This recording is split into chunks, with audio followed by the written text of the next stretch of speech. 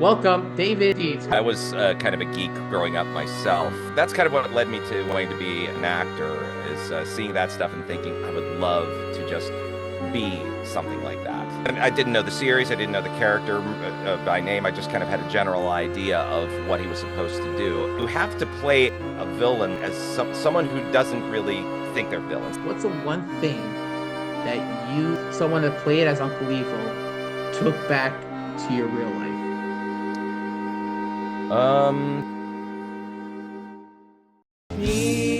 Nimios, ay Nimios,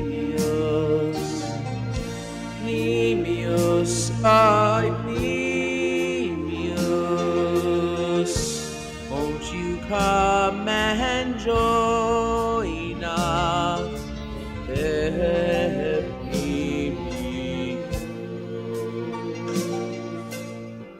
Oh, great, a podcast. Shh, we're about to start. Here. All right, we are here with the legend himself, young Uncle Evil. He's an actor, and he's been performing in a lot of different media, like commercials and videos, and especially Agent Emes, which we are here also for, especially today. Welcome, David Dietz or Dietz? It's okay, it's Dietz.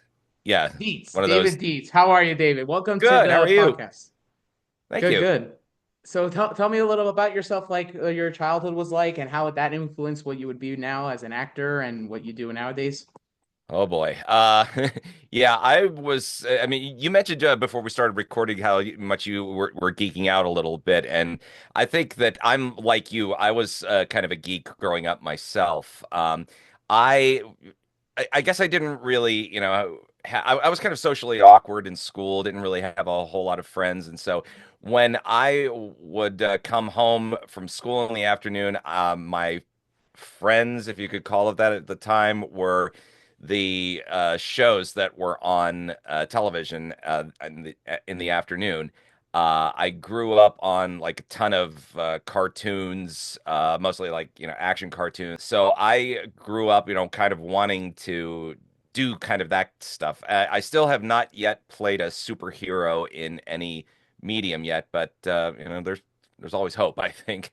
Yeah. But that's kind of what led me to wanting to be an actor, is seeing that stuff and thinking I would love to just be something like that, even though I'm not in real life. But at least in on television or in movies or whatever, you can pretend to be whatever you want. And later on, found out, wow, they'll actually pay me to do this. So hey, that's uh, that's kind of what got me started on the path here. Yeah, it's also funny, like as me personally, when I grew up, I definitely didn't have like any television or stuff, but we had DVDs, we had VHSs as I was growing up. And I want to say I always wanted to be an actor, but it was always for me to be a creator. And one of the things that my mother would always mention is like when I was younger, when my siblings would, okay, the video's over, and I would insist on staying on the credits, like as the credits roll and Mm, sitting there and reading it and getting the behind the scenes. And I remember like we had this cartoon about, like, it was a story about a rabbi in medieval times named Rashi, and a lot of the behind the scenes on the old style way of doing animation, where there was pictures and you flip them, and yeah. I just remember just staring at them, my siblings being bored out of their minds. But there's always like something in me that really thrived in from seeing, I guess, lack of a better word, but it's more than that for me, like creativity and Yeah. like putting entertainment on screen. Yeah. And I actually had one of my theater professors a long time ago tell me that it's actually rude to leave a movie theater before the final credits have rolled. And I guess that holds true for television too. Although nowadays the credits are kind of relegated to that lower third portion of the screen. So and they go by so fast that it's really kind of difficult to read them. But yeah, I've always kind of believed that there are a ton of creative people behind the scenes, and yeah, like you, I've also kind of wanted to create stuff. So I'm also a playwright, and a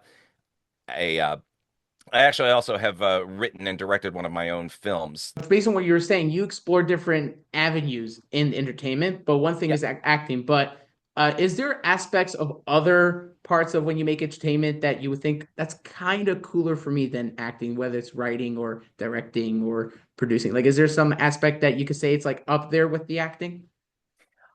Well, with the experience that I had was a little bit of everything because it was a script that I wrote, and actually I wrote it in college years ago. I was inspired by, at the time, there was a show, and really wanted to write something that was kind of like that. And then just being the director of it as well, which it's kind of a challenge to be the person who's trying to tell the actors, okay, this is how I would like to see this done, and then you're actually in the scene with them too.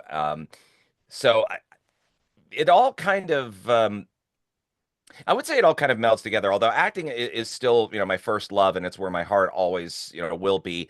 Uh, I really also like the idea of just creating different worlds, like as a writer, and creating uh, different and fun characters. So yeah, it's a little bit of everything. Those are probably the top three. Directing, it's it's good, but it's more of a logistical uh, endeavor than it is a creative one, I think.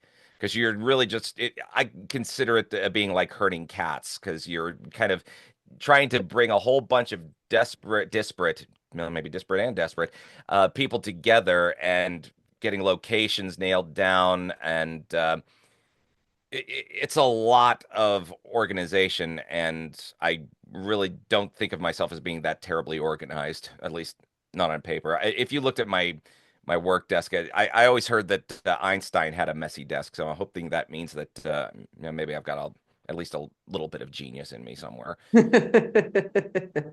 That's really funny. The fun thing about when I make content, I've done a few things here and here, but one thing I love is that I wouldn't say I'm a very good actor. I'm definitely better than an average person. So like when this past summer, I was a staff member in a camp, so I was in charge of the staff play. I was directing it, and I was also acting in it.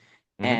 And but the funny thing is, what really elevated me when I was acting, even though it was just for kids, whatever, but that just for myself, was the fact that because I had the experience of directing and because I had the experience of writing, it really enhanced for me at the moment in acting because it w there's a difference between okay, you're acting, you tell me, and there's imagination, but when you're behind and the front, both those aspects really enhances your acting because then it really tells you what needs to be done without second guessing. Because I guess one thing about actors is that like you're kind of second guessing because there's the behind the camera. But when you have that experience too, it just gives you the freedom of just knowing exactly, not second guessing. So you're just solely into the acting and you really could take those characters to heart. Yeah. Well, and another thing is if you're directing it as well, you have seen like the whole picture of, what it's going to look like. When you're acting just on like somebody else's production, you generally don't have an idea of what the final thing is going to look like. You have maybe a vision in your head of how you think your part's going to be, but until you see it, finally shot and edited together, you really have no idea how the scene's going to look or how it's going to play. But if you are the person who created the whole thing, like if you wrote it, you're directing it, you storyboarded it, you did all that stuff, you have the complete picture in your head, and so you know exactly how it's going to look, on screen when it's finished. So I think that's an advantage, I guess, of being not just an actor, but having the behind the camera stuff experience too. I forgot who said it, but there was some big actor that said that one thing that his coach or his class, something, I'm forgetting the details, but the point is that one thing that could help you exercise on the acting is writing. So like you write it down and you have a clear Hmm. picture for yourself, but also it's almost like you're free balling between the paper and you, kind of. So you're kind of getting a better picture with the acting. Yeah. Hmm. So Yeah, I agree that with was that. interesting. Yeah. Yeah. Especially like a lot of times when I'm acting, when I'm writing, I'm acting myself. Like Oh, I'll write it and act it in my head, or at least if I'm by myself, I'll just go crazy and just like run around and do things. But it a lot of that does thrive on the acting, so it's always like really interesting to see when writers are like, we're not actors, but how much, but if they were actors, how much would they be able to do, you know? Yeah. And when I've written stuff too, I do that. I'm like you. I've done where I play the all the characters, and even though like if I'm writing something and it's written in my voice per se, it's still I still visualize like myself playing the character, and how would I say the line, or how would I speak like the way this character is. Right. And yeah. And what one thing when I interviewed Label Cohen, one of the things we talked about as aspect of a writer is that you should expect it being seen differently because like label, let's say if he wrote for your role, Hmm. he's not David Dietz acting as young Uncle Evil. All he's doing is writing the character. So sometimes he sometimes loves it when he's actually on the action on the set, when he actually sees it like, oh, like that actor did that way. I didn't think of Yeah. that. That's really cool. Yeah. I had another director who would always compliment me on the fact that I would bring something to the character that he didn't even see when he was writing it. So that's always a nice compliment to get from your writer and your director. Say, "Oh, Yeah. yeah, I didn't see that." But yeah, and when you actually present it it could be surprising too to um have different people reading your script or performing your script, because you write it in your mind. And like I said, if you're me, you play all the parts, and so you're thinking, okay, this is how it's going to be, and this is how the lines are, the rhythm is going to go up. But until you have it in front of a bunch of other performers, you're going to see a whole bunch of different things. Yeah, and sometimes I definitely see it sometimes in not just in the film entertainment side of things, but when I like sing or when I make content in general, the Hmm. when you're self-loathed, kind of isolated in creating something, and then you get a perspective saying, "Why not do it like that?" And it doesn't like invalidate everything else, but it just enhances your whole process of how you did it when you got to that. So it's Yeah, kind of interesting because normally people would say like, "Oh, if you build a building and a guy comes and says that you should have done like this," then it like, "Oh, now the building is where." But it's kind of the opposite effect where it kind of really enhances whatever you thought of on steroids, kind of. yeah. Hmm. It's so That's right. interesting. So I guess let's get into the Asian Emes part because that's really the part that I'm really interested in. How Meat and did you get potatoes involved in here. the yeah? So how did you get into that? Um, well, boy, making me go back down Amnesia Alley here, trying to remember what it was. I'm pretty sure that there was a public audition or a call for audition. Label Cohen put out the audition notice that he was looking to cast for Agent Emes, and so I thought, okay, well, I submitted my my materials to him, my resume, and he gave me an audition. I guess after I did the audition, he said, "Yeah, you're the guy," and that's kind of how I got into it. And it, I really kind of wish that there was more of it, because I kind of came into it like toward the Yeah, end, I guess, of the show. Yeah, I really wish that there had been more episodes for me to do, because really kind of thought that after, I think what did I do? Did I do like two or three of them? you did 2 episodes. Two episodes. Yeah. So you Okay. yeah. Yeah. So, but when I interviewed Label Cohen, he said that he had other ideas for it, which could have been really cool. Now that I'm talking about it with you, that could have been cool. He wanted to do like this futuristic, like time travel in the future type of thing with Agent Emma. So can you Mm, imagine like young Cleveland like really being diabolical and changing around? That would have been insane to do. yeah. Yeah.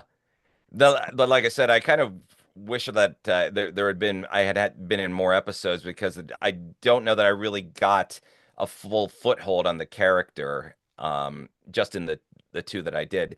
And there really wasn't a whole lot of opportunity, I think, for me to bring in, what I would consider my personality to it. I was pretty much just performing what was written on the page, and just going by the direction that label gave me. So uh, yeah, I just wish there had been more episodes. For sure. And everyone thinks that way for sure. But what's interesting about your character, I think your character is like one of the only characters. There's another one, Pizzala's thing, but your character is one of the only characters that had to take over an actor for the same character. You took over Sam's Yeah. Uncle Evil. What was that like for you?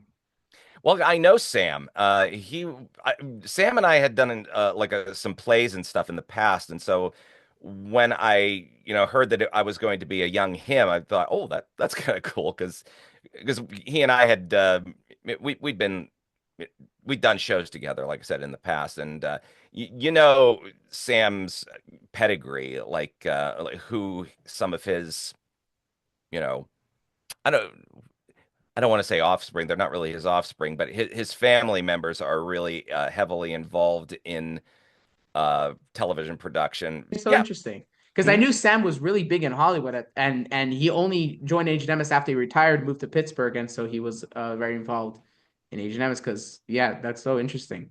Yeah. But what's interesting is that Sam's Uncle Evil is very much like the mellow devil in the shadows type of character, if you know what I mean. Because like Hmm. he was just he casually walks into the organization, plans all planned out. There's nothing because like I don't know if you saw the earlier episodes, but like in the story, his brother Dr. Loto first did it, and Doctor was very much like a everything's like crazy, everything's gonna tear Uh-huh. down type of thing. And The over the Sam was a top villain. very Yeah. yeah, exactly. So and Sam was a very mellow, like casually and it's all good. My plans are underway and we're for sure winning this type of thing.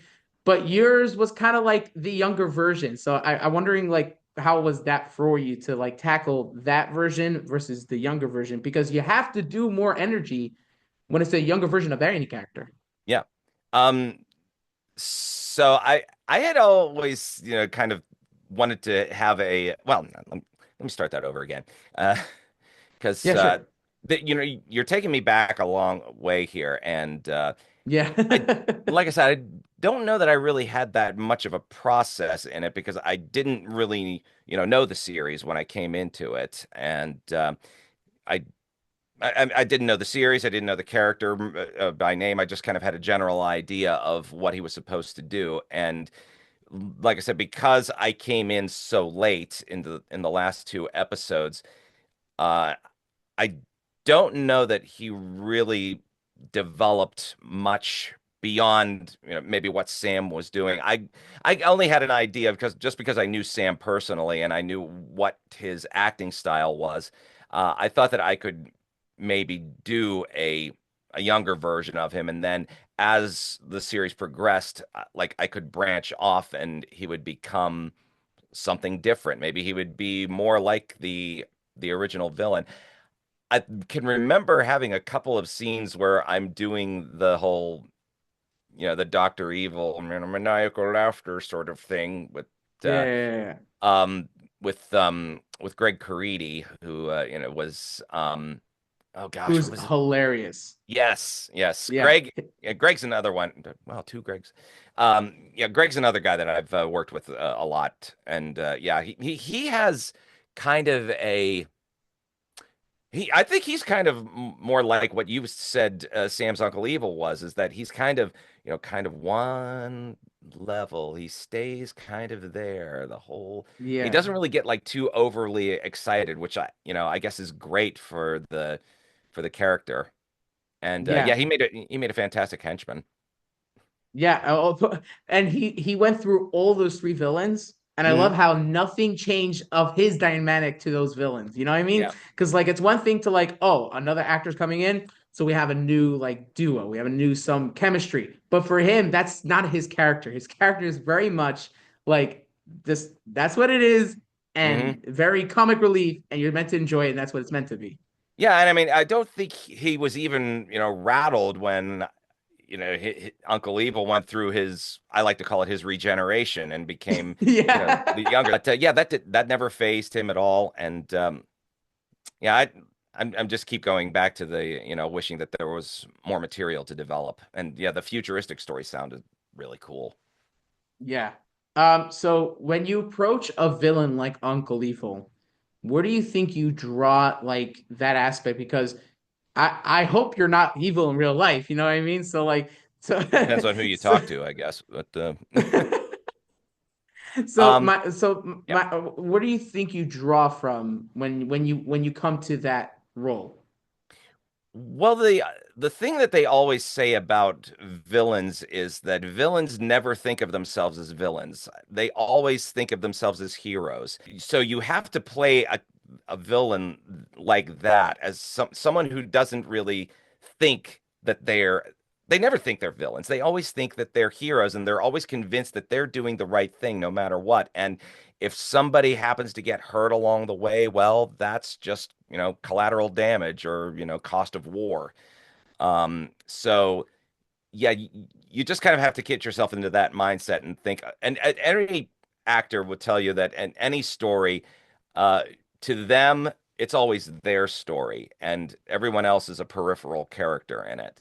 Even if, you're the villain, to you, this is your story, you're the hero, this is what you're trying to do to make the world a better place. And there's Agent Emes, he's in the way all the time, and he always Yeah. stops me. And it gets But what's frustrating. interesting But Right. But what's interesting about Uncle Evil is that it's very much a educational spiritual type like a Judaism type of story. So mhm. is there any difference in your mind when you approach a character that's because every other villain in any other media is more like someone wronged me in my childhood, so I'm gonna do something based on my childhood, or someone Mhm. wronged the system, so I'm gonna go against the system.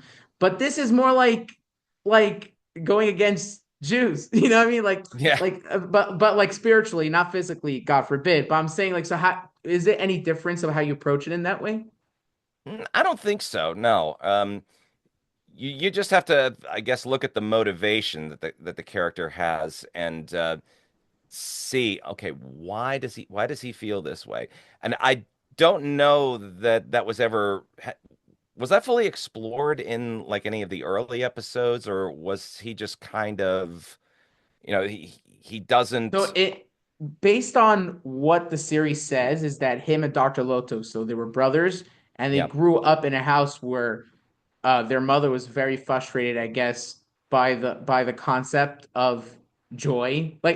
It's very like 80s comical thing, but Yeah. it does you could kind of see between the lines that it's very much stems from their mother. Hmm.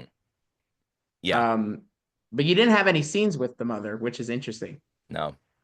No, I didn't. And, you know, it's which is kind of interesting because I guess in my own personal life, I had you might consider it kind of a complicated relationship with my mother, too. Ah, So, well, complicated in the sense that I didn't realize until I got much older that my mom wasn't, well, she's not perfect, or she was not perfect, but no one ever is.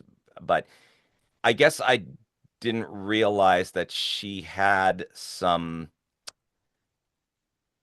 I guess she had like some personality traits that maybe came from trauma, and I didn't, realize that until years later, and like right before she passed away.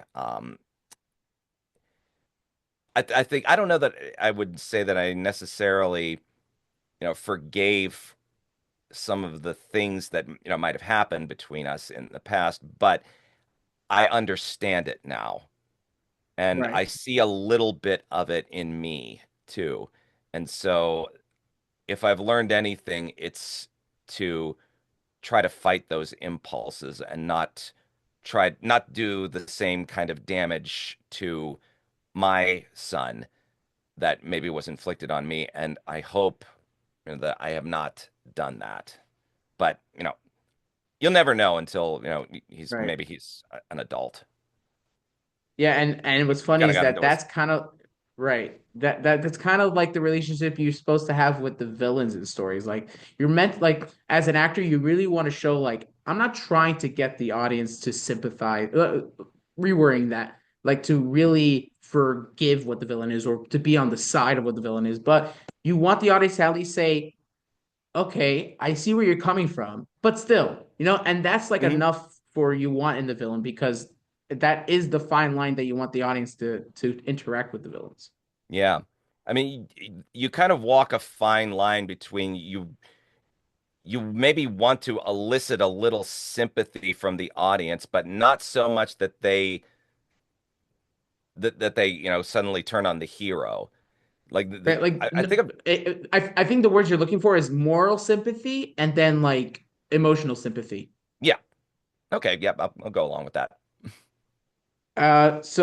But the thing about Uncle Evil is that like because like the most of the audience is like are religious Jews, and so they're Yep. watching it, and there's like this guy is absolute evil.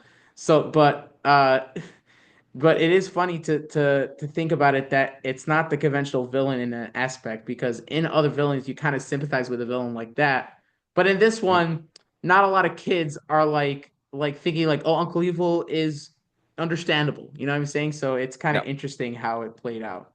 Um, so how was I was getting into I don't know if you met him, but he played in one of your episodes, Daniel Klein. I don't know if you know him, but Mm, he played like the mayor of Spitzberg, and you were like against him in elections in that episode. yeah, yeah, yeah. Okay. So I interviewed him, which that episode has come out soon. But basically, what we were talking about is very much the difference between independent media when it comes to films and Hmm. the bigger scope. And Label Cohen, based on the conversation I had with him and with Daniel, and is very much that you do feel that closeness and when you're on Label Cohen's films because he does give you a lot of freedom in a way that like, hey, it's a smaller production, so it's like let's do this together. So I'm wondering what was your experience on set with Label? Yeah, very collaborative environment, and that is something that is kind of standard across all independent productions. I've noticed because you're not working with, a big Hollywood budget. You don't have a giant crew. You're, maybe just one guy with a camera and maybe somebody else who's running sound, but everybody is working toward the same goal of trying to produce the best thing that they can with the resources that are available. And yeah, I think actually, Agent Emes might have been one of the first, uh, like larger independent productions that I've been on. Like when I told you about the other director that I worked with, he really is somebody who is kind of a one-man show. He doesn't, it's just him and the camera, and he'll give you the directions and he'll shoot it like right then. And he doesn't even really do a lot of like technical stuff with lights and so forth. So yeah, it's it's now pretty, I'd say pretty standard across all of the media that I've worked on. But and that's what I like about working on independent productions is the camaraderie and you're willing to kind of step out of the role that you might have and do something else. Like if he asked me to move a light over or something, I was like, oh, okay, sure, I'll go do that. Or yeah, th- it's a very collaborative environment, and I do like those. And it does feel like that when the actors are playing the roles, because sometimes you could tell like these roles are written, but in Asian MS, it does feel really like Greg has his character, and that's Greg, and you have that character, and that's David, Hmm. and it really you really could tell that from the film. I'm glad that came across because, like I said, we're kind of working in a vacuum. We don't really have any idea what it's going to look like until you see the final product. But that's So always the goal. right, yeah, exactly. Um did it exceed your expectations when you saw the final product? Yeah. Well, I would say that it definitely met my expectations when I saw it. But yeah, I don't know what more I can say No, other than that. But I'm probably just more asking on the difference between when you're in front of the camera and on set, and then versus when you mm, see it on the whole screen. yeah. If it adds a lot to your experience, especially like 12, like the first one you did versus the second one, because like this first one you do, you're on set and you watch it and you're taking notes in your head, and then when you're Hmm. on the second one, you have a better picture of like, okay, this is how it was, so let me do something different on the screen, Hmm. like when you're Yeah. on set. Yeah. Did you no, the second one you were on was a much grander scale than Yeah. the first one. That was the one I You was were in the around clown it. makeup. Yeah. Yeah. How was that? Oh, I still have pictures of that I posted on my website, and sometimes if it might pop up as a memory on my social media. Like, oh yeah, I remember that was such a hoot doing that. Yeah, especially did we actually get the donkey to work in that one? I think, yeah. Oh, well, Well, work in the sense that it was a live donkey, so right, yeah. How was that? Was that your first time working with animals on a film set? yeah, actually, it was. And I mean, I've grown up with animals. I right now I have what do I have? I have a dog and two cats and a tank full of fish. But yeah, I've always kind of been comfortable around it. The only time that an animal ever really kind of made me uncomfortable was, oh God, years ago. I don't know if you ever got the chance to go to Conneaut Lake Park up north in Crawford County. It No. was okay. Well, it was a small amusement park that's up on the lake up there. Well, it was. It doesn't exist anymore. It's been torn down. But they had pony rides there, and I think I was like 5 or 6 years old. I'll never forget this. And they tried to put me on the pony, and it bucked me off. Oh God. And yeah, I mean, I took it with a I'm going to say I took it with a grain of salt, but I mean, I took it pretty much in stride. And I'll never forget the guy who was running it said, "Oh, yeah, sorry about that one's part cow." So it was kind of like, oh, great. So I'm bull riding or something here. But yeah, considering that, I had that years ago.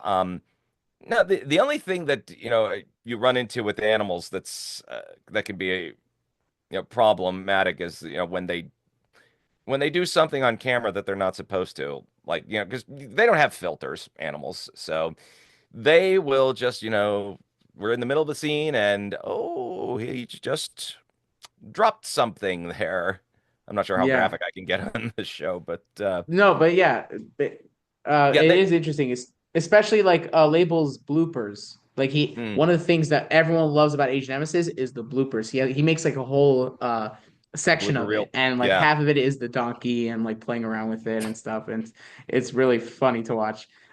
So when you're acting with an animal, is there more pros or cons when it comes to the acting part of it?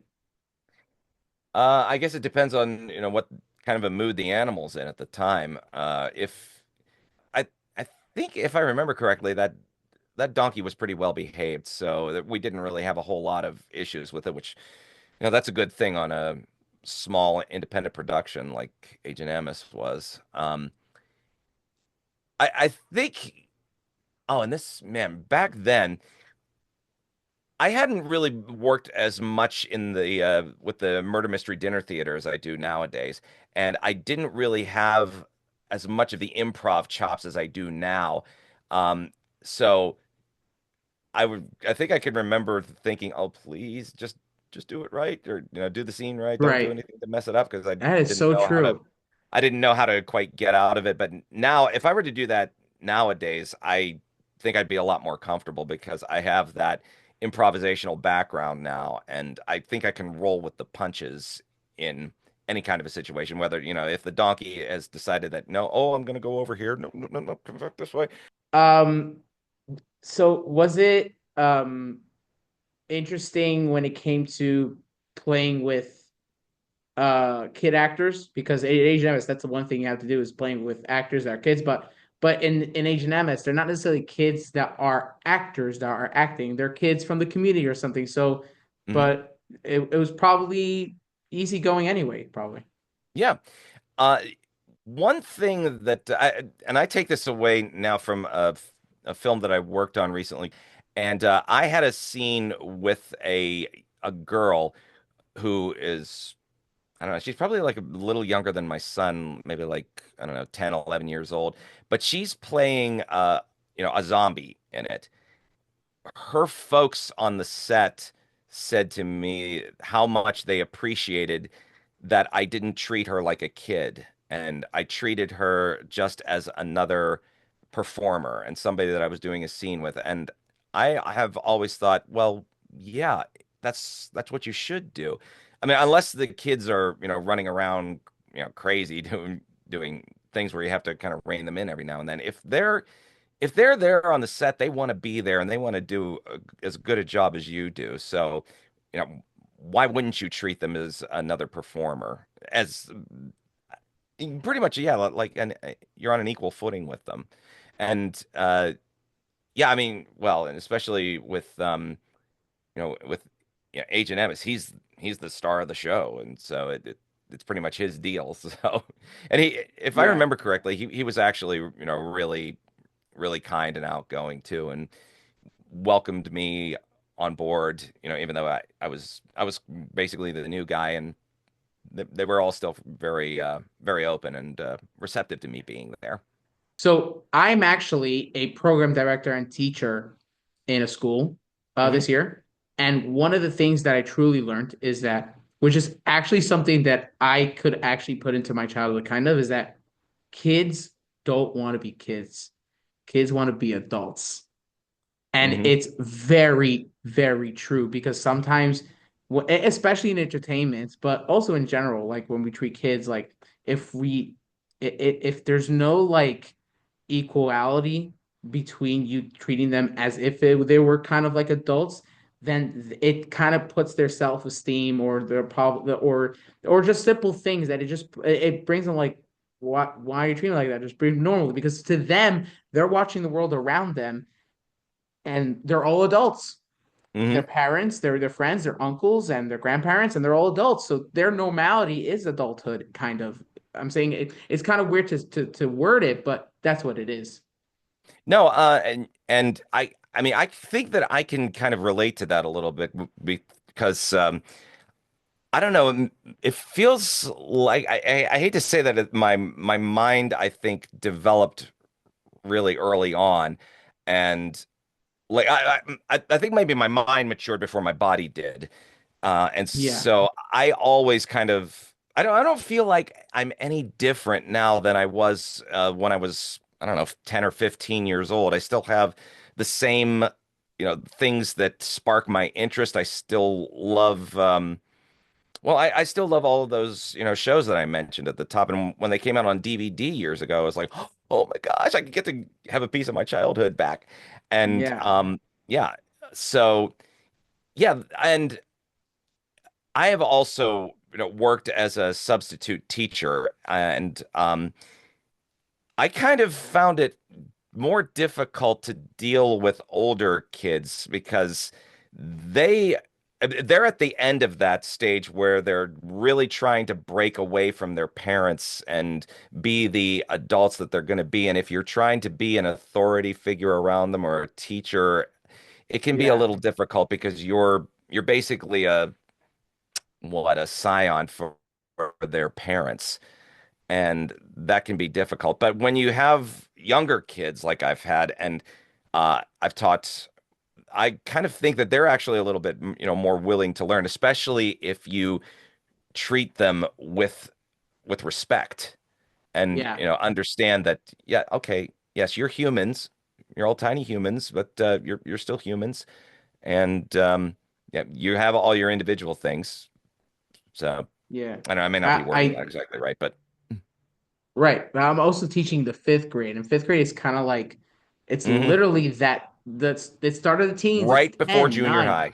Hmm. Right, exactly. And so like at first, so this is my first year, and at first I was kind of like approaching it like, okay, as a teacher, but then I realized the only way that age of children respond is logic and companionship, kind of. So Hmm. like if you tell instead of telling them you have to sit down in your seat, you go like, we're middle class. I mean, you see everybody else, like everyone's sitting down. Like, why don't you just Yeah. join us? And it really registers them more because then they actually feel like it's an invitation to what you're doing, as opposed of it being like um a hollow space that demands them to fill in kind of. I'm Yeah. trying to word it in a way, but it's really interesting seeing that develop in children in that age. Hmm. Yeah. You're always going to have Um, one or two that still aren't going to want to, you know, yeah, they're going to want always. to rebel against everything that you do, and I don't know what you can do for them in that case. Well, well, it's funny because I have like a student that um I have different students that are in different levels of that. So like Hmm. if let's say it's a different subject, or if when it comes to playing they'll be different, or when it comes to class they'll be different, when it comes to different types of programs they'll be different. But what ends up finding is that it really what they really what has these children thriving in these scenarios is if they find their purpose in that scenario. So Yeah. if let's say you're teaching history and the kid doesn't really like history, well, then what can the child relate to that segment of class?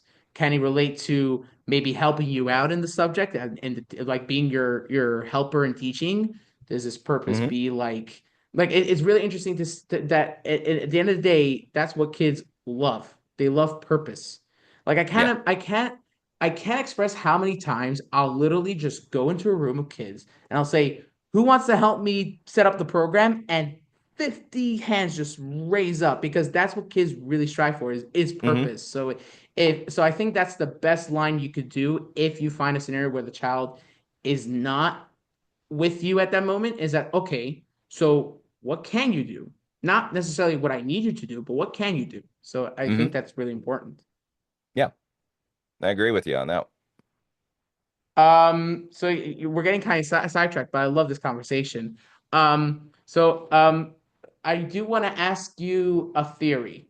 There's Okay. someone that lives in Pittsburgh.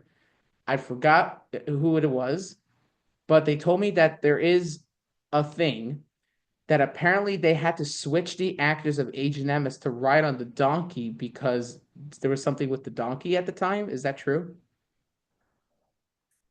Wow. It sounds vaguely familiar. I, th I think we did have to do that. Yeah. The theory is There- that the donkey was pregnant or something, and they didn't realize it at first. So when they had to get to filming, they had to put a smaller Oh, kid to be as a stunt double. I do remember the donkey being kind of what would you say? Rotund. Uh, Yeah, so yeah, that could very well be. I mean, because I also in the can't confirm or bloopers, deny it. I just, have right? But fleeting I also memories of that. remember, right? Because I also remember the bloopers when you had the actual actor, he was on some Hmm. sort of dolly or some sort of Mm. roller. So like at the bloopers, he fell off, right, or something, and you started laughing. That was the outtake. So I'm trying to think. See, I'm trying to think if maybe the was true, but if you don't remember, it's fine. But Mm. it's pretty interesting. Um, So what do many you think things is happen the on set that unless they like they really trigger something in you that, you kind of forget about them, I guess. right? Yeah. What is the thing? Now this is an interesting question because back to what we're saying about villains. What's the one thing that you as someone that played as Uncle Evil took back to your real life?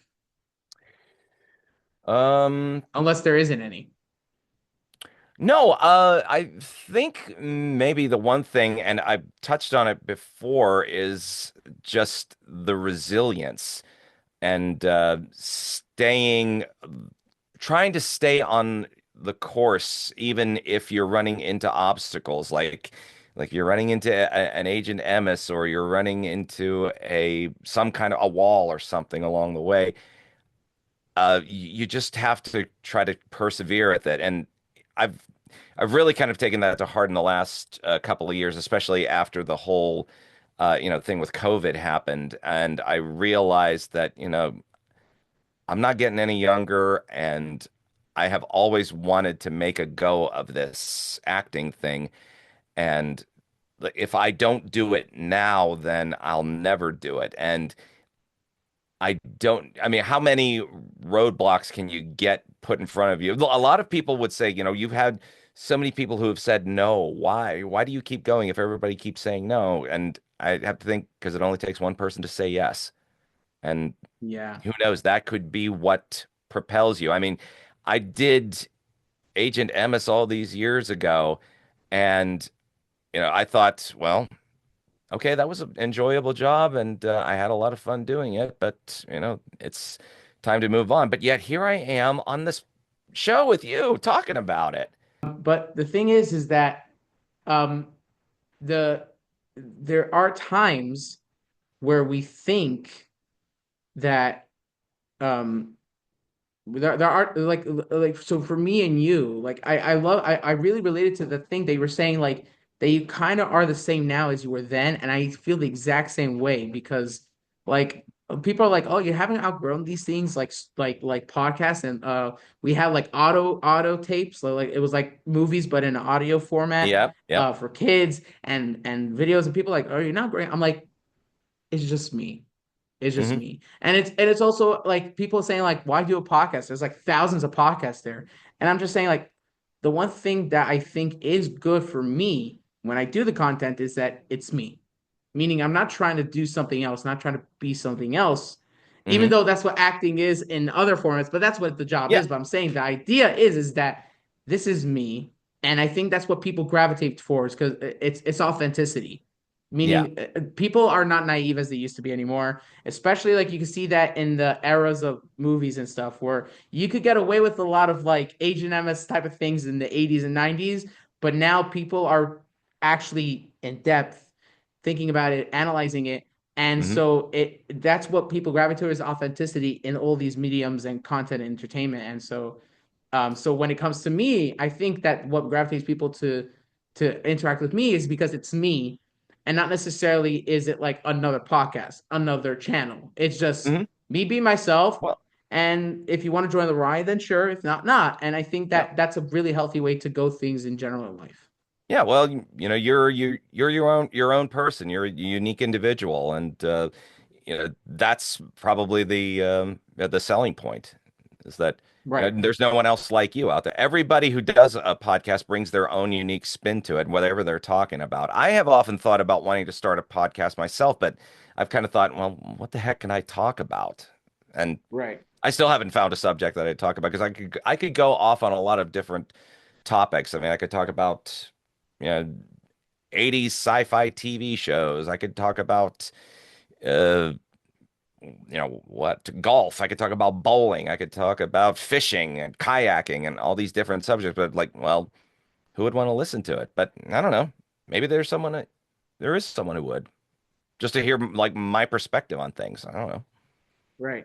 I would say for that is that when I did the first episode, which was kind of the story in itself, but the short of it is that I wrote down questions for the first guy I interviewed, Hmm. and then but once I got into it, how I started, I never looked at that list again because Yeah. like I kind of realized, okay, this is not exactly how I thought it would be, and so I'm just gonna roll with it. So I guess if you want to start something and like in a podcast or something, I would just say that after the first step, after the first episode or first movie you do, it kind of gets clarity as you do it. So Yeah. that's interesting. So what before I went to interview you like a few days ago, Hmm. I was just like seeing like what's David up to really because all I really know is from Agent MS, and so I saw your YouTube channel, and I saw a bunch of your reels are like commercial and comedic things. Yeah. Um, do you see yourself like loving the comedy aspect more than like the serious aspect, or do you find that both? Like, what's your like sweet spot? Oh, what's my sweet spot? Probably trying to infuse a little comedy into something dramatic.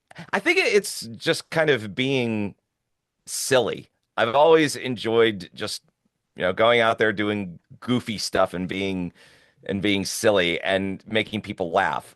Because there is the old adage that, of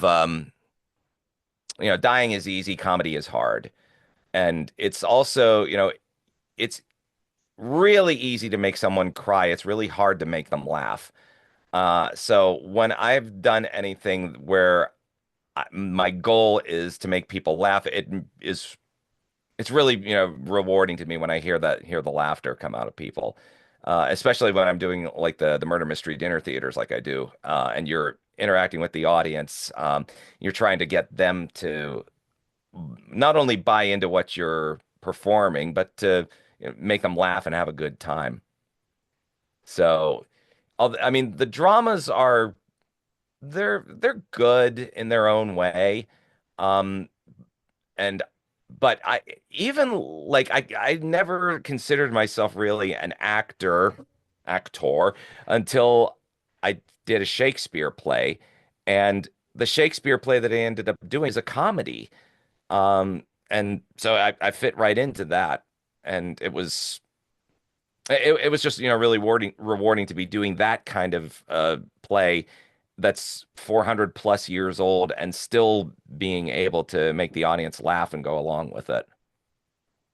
Do you love like those comedic roles where it's in a middle of a cast that are doing the more serious roles in the thing, or do you like it when it's like all the cast is in with you with the comedy and they're all being in comedic roles and therefore you're riffing off them? Like I kind of like the experiment of it when it comes to when you're like the guy that's doing the comedy in this serious world, so to hmm speak. But there's also like that aspect where you're riffing off of people. So what do you think? What do you think you like better?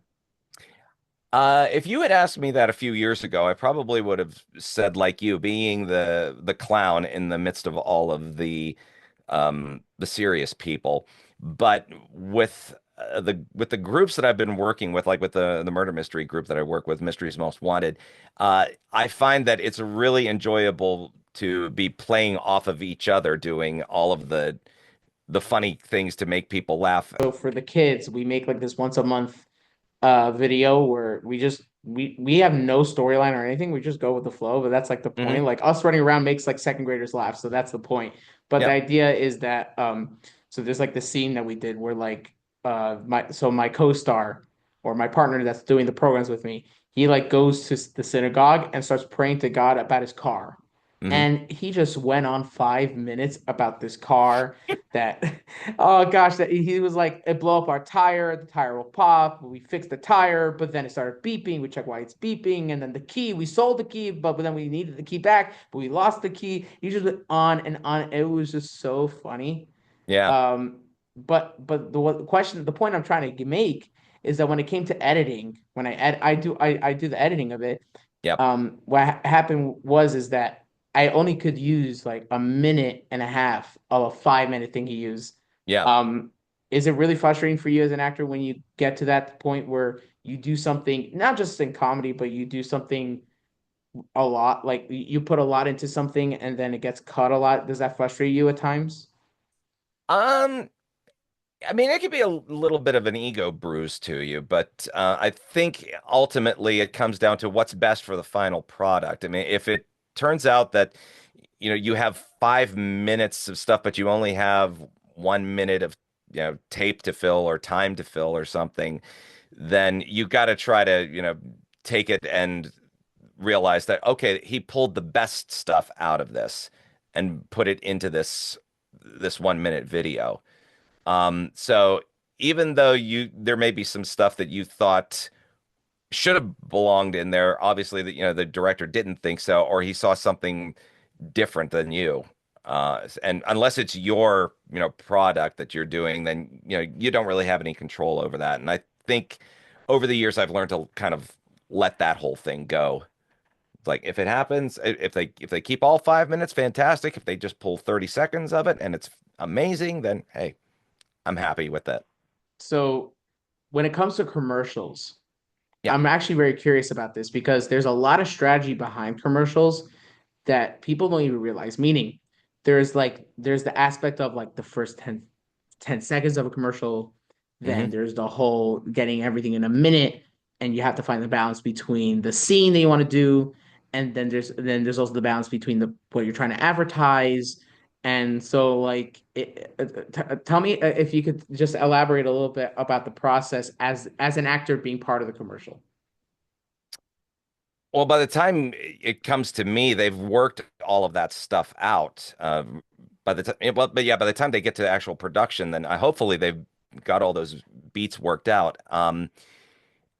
And your job is to show up and do the lines and do the performance in a way that will that's entertaining but also informative. And I mean, you said a minute. A minute is like a luxury as far as commercial time goes. Most It's of the true. time, Yeah. it's 30 seconds. And Yeah. nowadays, even like if you're looking at web advertising, they can go as little as 5 seconds for a Hmm. spot. Hmm. Most of the time, I think they go 15, and that's kind of a nice happy medium between the 30 and the 5. But yeah, you really have to, I don't know, you have a limited amount of time to get the message out. And I don't know if I'm, answering the question the way you were Yeah. Yeah. expecting, but I'm just kind of rambling.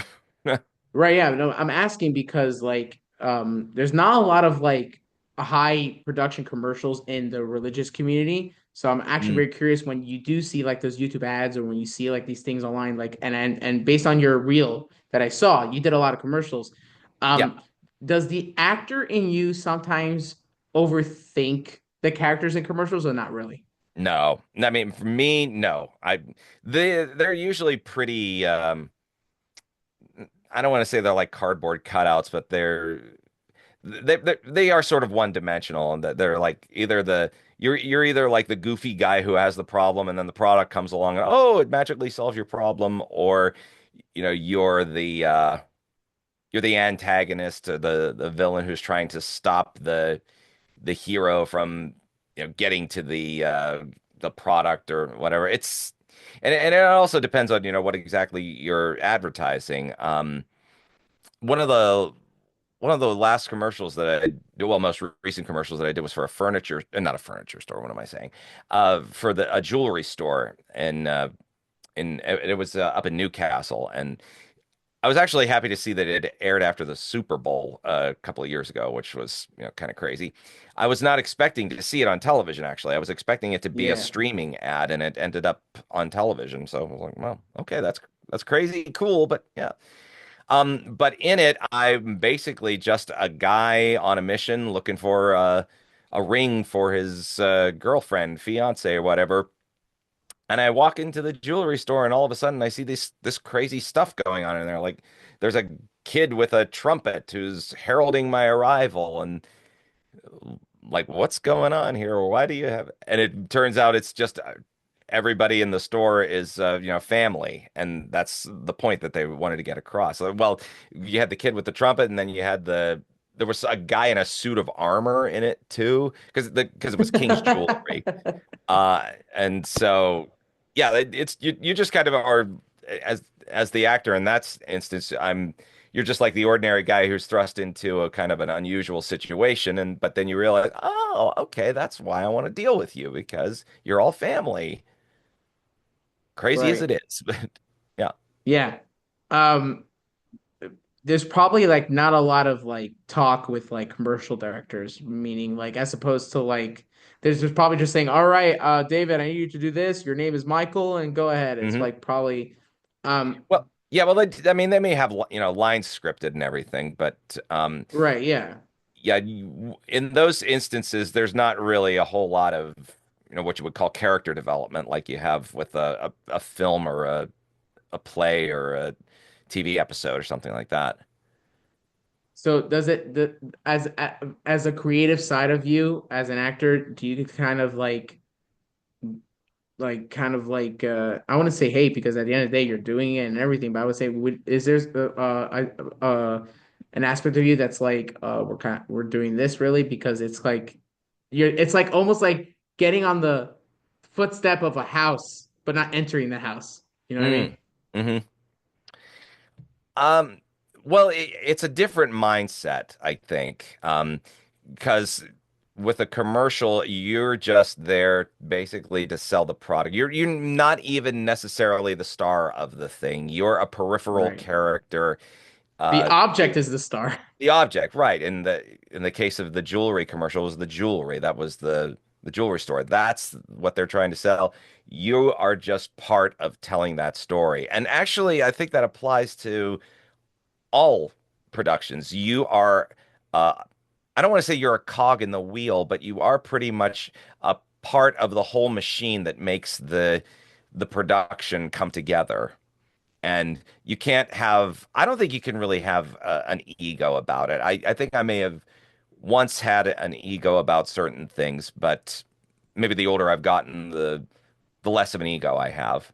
Although there are still some things that I probably won't do, like I won't do extra work or things like that, unless I know the person who's doing it and they ask me to do it as a favor to them, and I'll say, yeah, okay, I'll show up.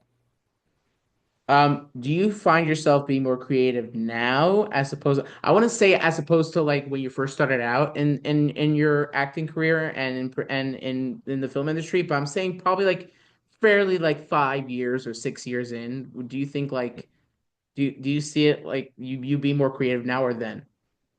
Um, I hate to say that I was probably more creative, quote unquote, 5 years ago, um, or even like 10 years ago, because I was doing a lot more writing and just trying to create my own worlds and so forth. Whereas what just being an actor, I don't want to say just being an actor, but being an actor, you are basically at the discretion of someone else. You're responsible for trying to help them realize their vision instead of eh, creating your own vision of Right. a production. And I'm I think I'm also one of those people that I can't really just.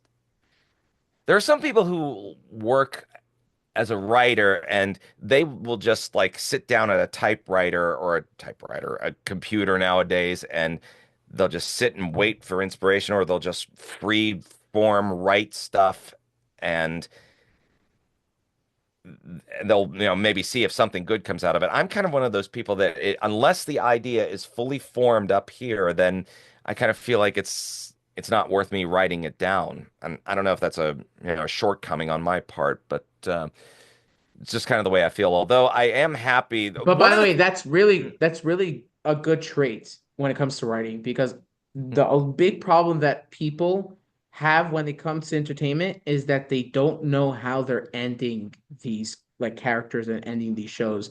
They start Mhm. out with like whether it's a show or a film, they start out a great beginning, but that's all they think of. They have, oh, it'll be what if we did this and that? All right, cool. So you did it, but then like the characters themselves need a journey too. And so so that's what we touched a little bit with Label is that he says that he very much thinks of how I would see the ending of a film and then I would journey Work backwards and backwards. then Yeah. see where we would see how we started.